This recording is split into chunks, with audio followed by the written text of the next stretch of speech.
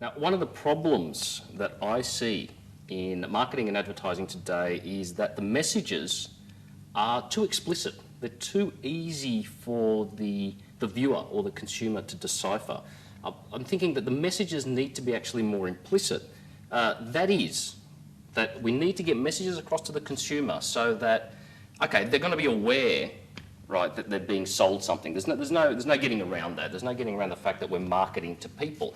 However, if the message has an implicit meaning, that is, we're talking about things that we're not stating but implied via our statements or via our messages, then that's going to have a much deeper impact. So even though the consumer knows they're being sold something, they're going to have a kind of an intangible feeling that a need is being met, which makes them feel a lot happier and a lot more receptive about the messages that are basically coming across. So it's okay to recognise things as being sales tools. It's okay to recognise advertising. There's no way around that. But if it touches that emotional chord and if it has that kind of implicit effect, then that means that, okay, you're selling me something, but you're not explicitly trying to sell me something. And that's actually a very, very powerful thing to achieve for marketing.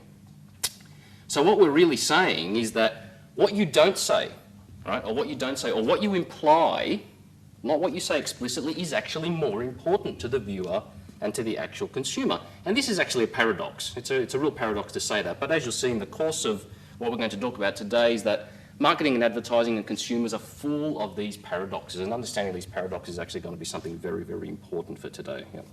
So the message that you create, the explicit verbalization of the message that you create, that's not the important part. The important part is not what you say, but what you don't say, what is actually implied.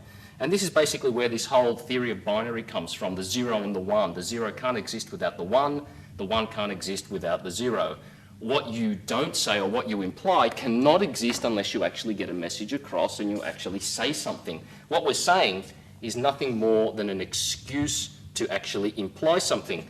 Now, the word imply is very important in research and marketing and advertising because that's where the word implication comes from. And we're constantly looking for, what are we looking for? Implications. Implications mean I'm implying something. Are we sure that we're implying the right things? Have we actually even forgotten that the implication is actually something more important than the verbalization? So there's the paradox. The only way we can imply something is by saying something, right? And this is actually the function, one of the functions of brandOdyssey. One of the functions of brandOdyssey is to understand what is being implied by the message that you're actually creating.